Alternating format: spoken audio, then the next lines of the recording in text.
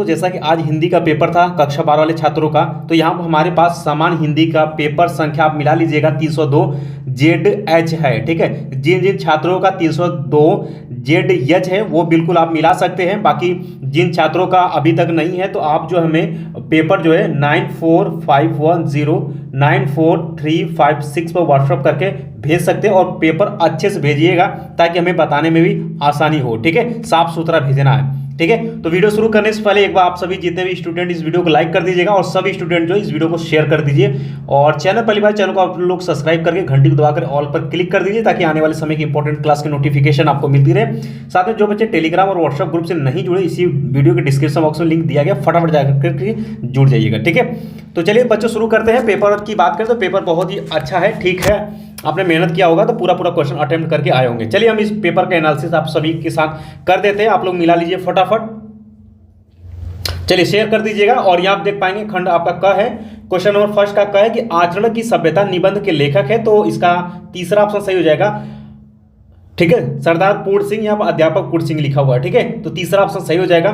ख है आपका कि ख है कि हिंदी नई चाल में ढली, यह कथन किस लेखक ने दिया था, तो भारतेंदु हरिश्चंद्र जी ने दिया था। ठीक है, तो ये आपका तीसरा ऑप्शन सही हो जाएगा। ग है आपका कि उसने कहा था, कहानी के लेखक हैं। ठीक है, तो यहां पर क्या करेंगे, उसने कहा था कहानी के लेखक हैं, तो यहां पर सही आंसर सेकंड हो जाएगा, चंद्रधर शर्मा गुलेरी हो जाएगा, इसका राइट आंसर हो जाएगा। और घ आपका कि चिंतामणि निबंध संग्रह के लेखक हैं, तो आप सभी को पता है रामचंद्र शुक्ल को आपने टिक किया होगा। अगला है दोस्तों कलम का सिपाही के रचनाकार हैं। ठीक है, बहुत सारे बच्चे प्रेमचंद को टिक करके आ गए होंगे। ठीक है, लेकिन प्रेमचंद सही आंसर नहीं होगा, सेकेंड आंसर सही हो जाएगा अमृत राय। ये देखिए जो कलम का जो सिपाही है ये जीवनी है किसका, प्रेमचंद का। किसका है, प्रेमचंद का जीवनी है, जो कि लिखे कौन, अमृत राय, इसलिए ऑप्शन नंबर जो है आपका सेकंड आपका सही हो जाएगा। ठीक है, चलिए बच्चों आगे बढ़ लेते हैं। आपका क्वेश्चन नंबर सेकंड शुरू हो जाता है 2 और का है आपका कि प्री प्रवास के रचयिता, ये आप सभी ने किया होगा, तीसरा ऑप्शन सही हो जाएगा अयोध्या सिंह उपाध्याय अरियोध। ठीक है, इसके बाद दोस्तों आगे बात करते हैं। ख है आपका कि निम्नलिखित में से छायावाद के कवि हैं, तो मुकुटधर पांडे को आप सही आंसर मार रहेंगे, चौथा ऑप्शन। और जस्ट ग आपको उल्टा दे दिया है कि निम्नलिखित में से कौन सा कवि जो है छायावाद युग का नहीं है, तो अज्ञेय जी नहीं है। ठीक, अज्ञेय जी नहीं, बाकी तीनों लोग हैं। ठीक है, रश्मि रथी किस कोटि की रचना है, तो रश्मि रथी जो है वो खंड काव्य है, इसलिए आप जो है सेकंड आंसर को टिक करेंगे।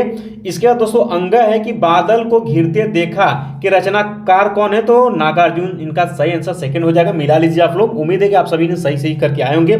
चलिए दोस्तों बात कर लेते हैं। आपका तीसरा क्वेश्चन आपका आ जाता है कि दिए गए गद्यांश पर आधारित निम्नलिखित प्रश्नों का आपको उत्तर देना है। 10 अंक का क्वेश्चन है, तो ये जो गद्यांश लिया गया ये राष्ट्र के स्वरूप से लिया गया है और रचनाकार हैं, इनके लेखक हैं डॉक्टर वासुदेव शरण अग्रवाल। बाकी आपने सभी क्वेश्चन का आंसर आपने अच्छे से दिया होगा। ठीक है, चलिए ये 2020 में क्वेश्चन आया हुआ है और ये वाला देख सकते हैं, कहते हैं दुनिया बड़ी भुलक्कड़, बहुत ये छोटा सा ही है लेकिन बहुत ही इंपॉर्टेंट था और ये अशोक के फूल से लिया गया और इनके लेखक है आचार्य हजारी प्रसाद द्विवेदी। बाकी आप क्वेश्चन के आंसर का आप दे दिए होंगे इसी में से खोज कर, कोई दिक्कत नहीं है।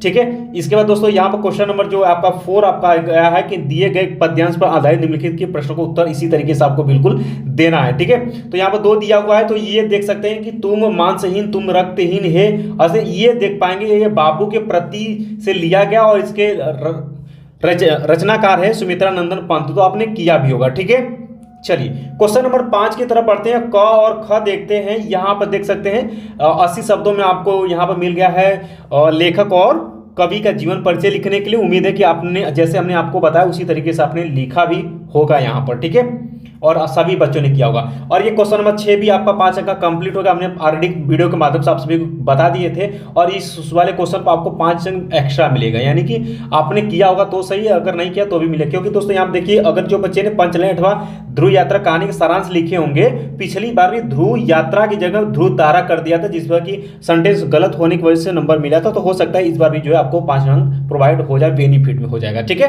तो यहाँ पर देख पाएंगे बिल्कुल ये सब भी अब बच्चों ने किया होगा।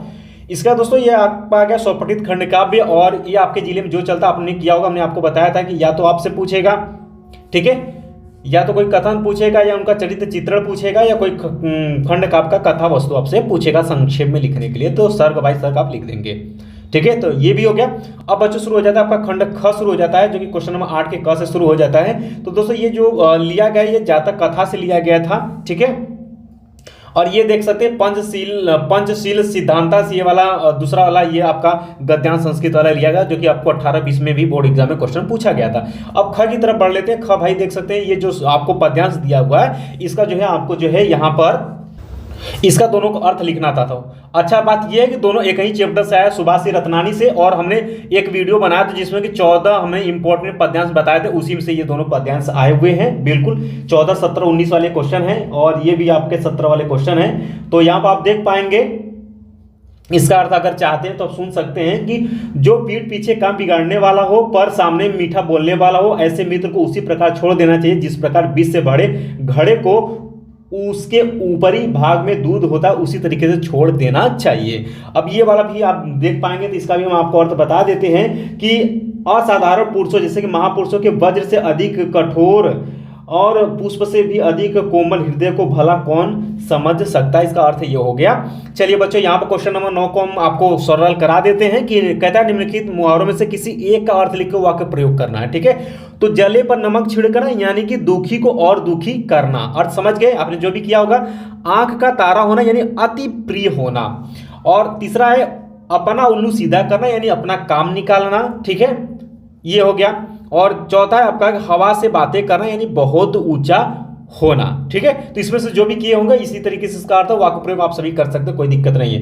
क्वेश्चन नंबर 10 की तरफ बढ़ते लेते हैं। 10 का क कहता है कि निसंदेह का सही संधि विक्षेप निधन संदेह हो जाएगा, ऑप्शन सही हो जाएगा। इत्यादि में इति धन आदि हो जाएगा, आप सभी ने किया होगा। स्वागतम सुधन आगतम हो जाएगा, ऑप्शन सही हो जाएगा। घ अभी आपने कर लिया होगा, इसको सिंपल से आपको लिखना था, आप लिखने लिखा होगा, ठीक है। और यहाँ देख पाएंगे क्वेश्चन नंबर 12 के क में अगर बात कर लेते हैं, श्रृंगार अथवा वात्सल रस का स्थायी भाव उदाहरण सहित हमने अभी जस्ट आज के वीडियो में हमने आपको बताया था, आपने किया होगा। और अलंकार यमक और रूपक दोनों आया हुआ है, आपने किया होगा आज के वीडियो में। 6 अंक में चौपाई अतः सोटा दोनों आया है, यहाँ पर आपने किया होगा। 6 अंक आप मान के चलेंगे, आपका पक्का हो गया। दोस्तों पत्र लेखन में भी हमने ये बताया था कि एक तो आपको आएगा बैंक से ऋण प्राप्त करने के लिए, हो सकता है बिजनेस के लिए हो या शिक्षा के लिए हो, तो यहाँ देख सकते हैं शिक्षा के लिए आया हुआ है, लोन लेने के लिए।